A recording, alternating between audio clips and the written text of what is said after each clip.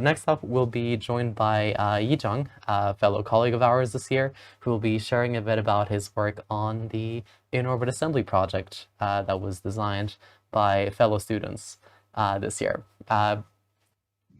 Screen is all yours, Zhang. You can start. Can you hear me? Yeah. Yep, all good. Hi. So, all right. So let's begin. My name is Qiang, and a little bit of introduction. So, I am a MSc student. I'm doing like double masters from University of Catalonia and Cranfield University in aerospace engineering. And yeah, I'm happy to present Mario, which is like the group design project that we are developed in our masters and with all our colleagues. So that's it. This is Mario, the multi-arm robots for in-orbit operations. So next slide, please. Since it is a group design project, we have a team of 12 members, and these are the subsystems of our team. So we got kind of the mechanical team, the payload, the missions, and the systems, which is represented by Sarah and I myself. Next slide, please.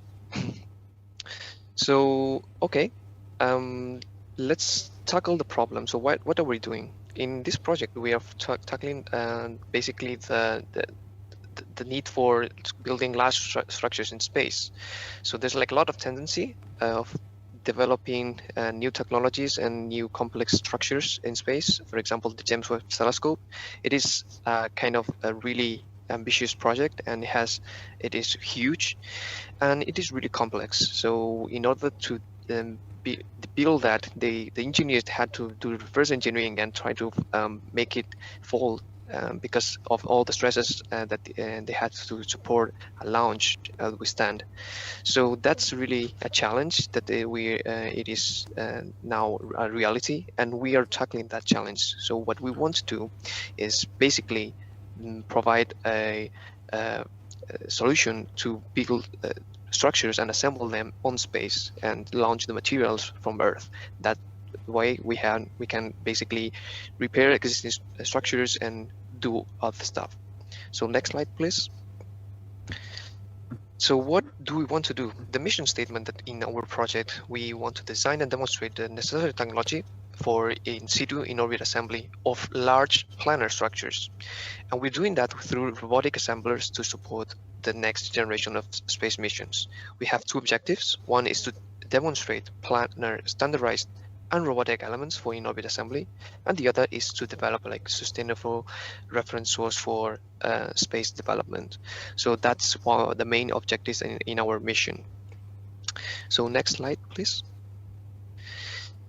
Let's talk about what are the main baseline components in our project. So we have an assembler, which is the robotic manipulator. This robotic manipulator is a 6 degrees of freedom and is capable of carrying around 50 kilograms of mass.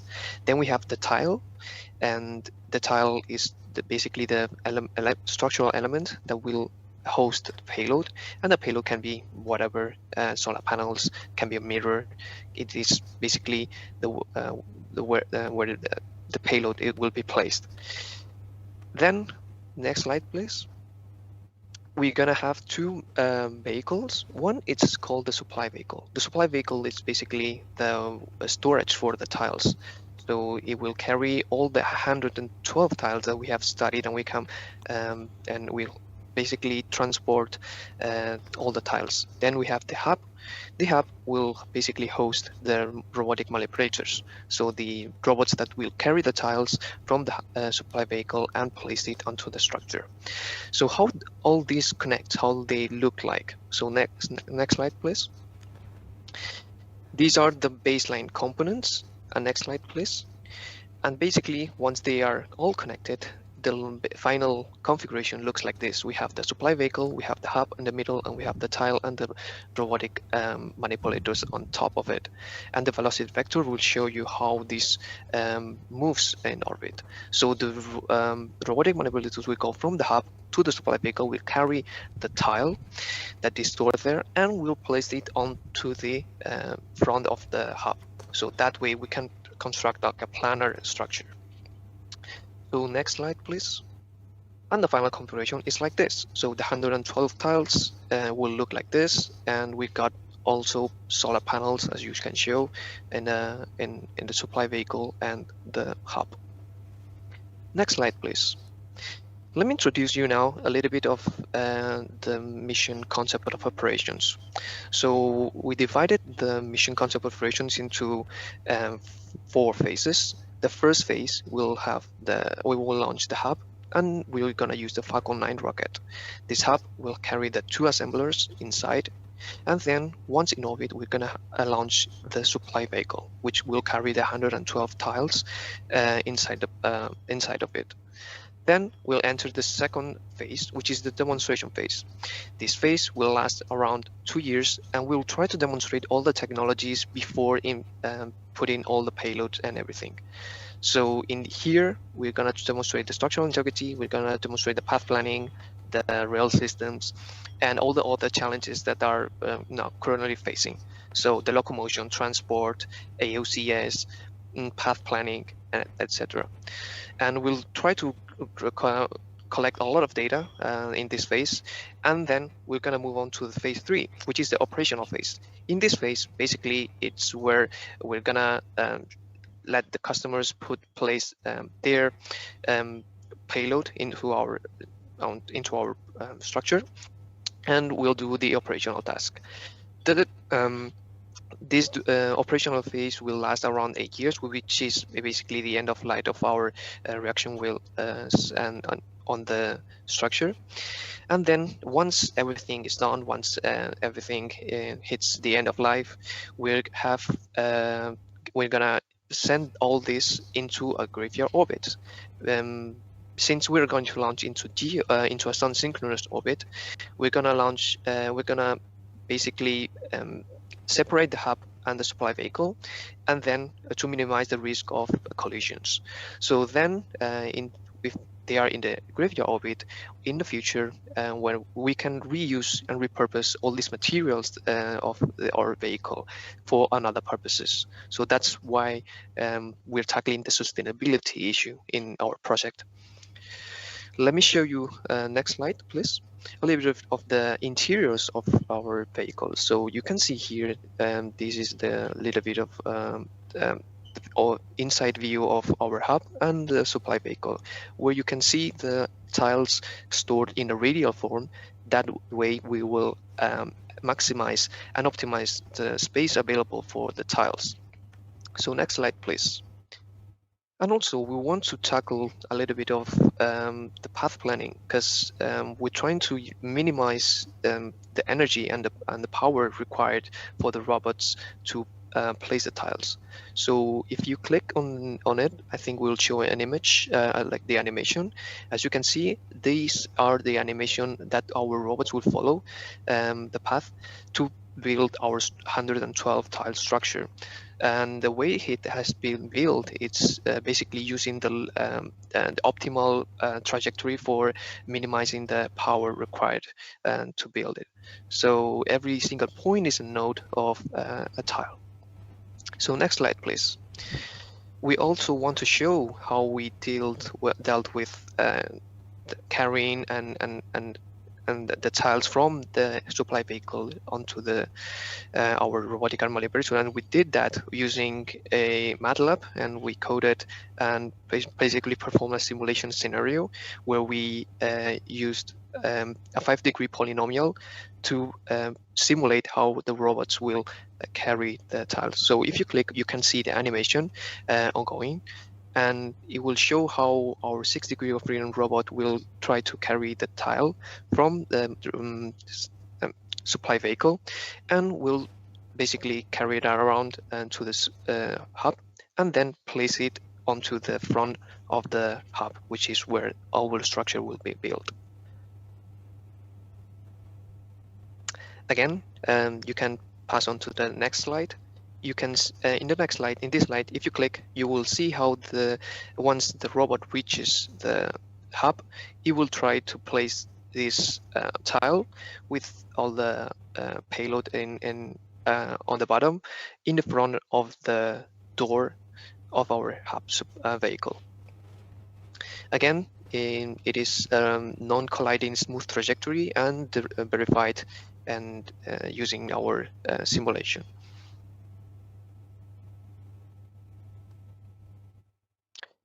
So moving on to the next slide, also we tackled the communication issue. So this is the architecture topology and network. It is quite complex since we're gonna have a really huge data of communication flowing. We have both the communication for the payload and also for the robots and the supply vehicle and everything. So we're going to have a relay satellite which will serve as a purpose for both the supply vehicle and hub to communicate with Earth. We have ground stations, and we are going to have a control center to monitor everything that everything is correct. And both between assemblers and everything, they will be in constant communication to basically know where each other are and perform the assembly without any collision issues. So moving on to the next slide, I'm happy to present a video that we made on our project. So if you click, you can see the video.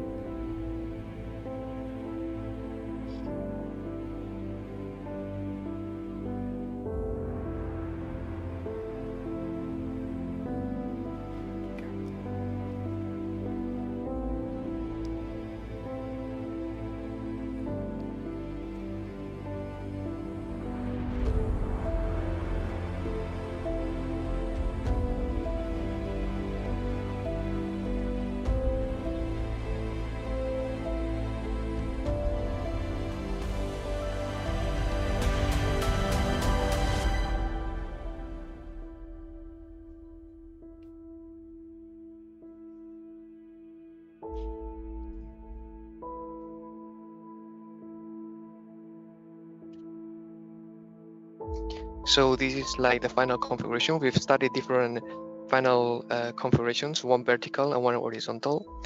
And that's a little bit of overview of our project. So moving on to the next slide, we're gonna give you a little bit of overview of everything, and we have learned a lot from it. We first wanted to launch 7 launches, but it was really expensive. And then we set it up that we are gonna use only 2 launches, one for the hub, which is like the central place where everything is controlled, the AOCS and everything, and one for the materials vehicle, which we will carry. And we tackle a lot of challenges, either using one robot or multiple robots. Yeah, that we use specialized robots. Also, the locomotion method that our robotic manipulators are using, which is basically using rail systems. We also tackle the transport, storage, and electrical power supply, and the path planning. So we did quite a lot of stuff, and we achieved a lot of them, and identify what were the risks and the drivers. So moving on to the next slide, this is like a little bit of the system architecture view of everything. Again, it is kind of a short presentation. So if you are curious, you can here see all the technical parameters of our mission. And finally, moving on to the next slide, the conclusions of our project.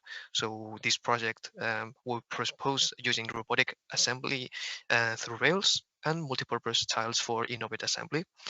And we also provide standardized tiles that they will provide locomotion for the assembler, structural integrity, and also build a platform for the payloads. And in the end, as we said before, it is repurposable and modular, so it will allow for sustainable space mission. And it will serve as a reference point for in-orbit assembly of large structures in the future. And finally, moving on to the next slide, we're happy to present our kind of poster that we presented our colleagues Sarah and Maria in ICRA conference, and I think 2 weeks ago. So this is like also a little bit of overview. And yeah, moving on to the next slide. Thanks for your attention, and feel free to ask any questions if you have. Thank you for all. Thank you so much, Zhang, for the presentation. Although I was part of the group and we did get to do all of that stuff, I do think it was very valuable showing off the presentation here as well, as it very much comes before a lot of this future expansion that people are wanting to do. You do need to actually build things in space. So can you tell us a bit about what actual applications does this research that we did enable? So there are like quite a lot of applications. So we didn't focus on an application itself in our project, but we kept it open. Applications that comes to my mind would be space-based solar power, which is like kind of really interesting project, and it's being developed now from both Airbus and ESA, and that's kind of one of the biggest applications that I see. Also, I see other applications like building a really large telescope. I mean, James Webb Telescope is really it is really big, but this will allow for a really much larger telescope. And also other applications that come to my mind.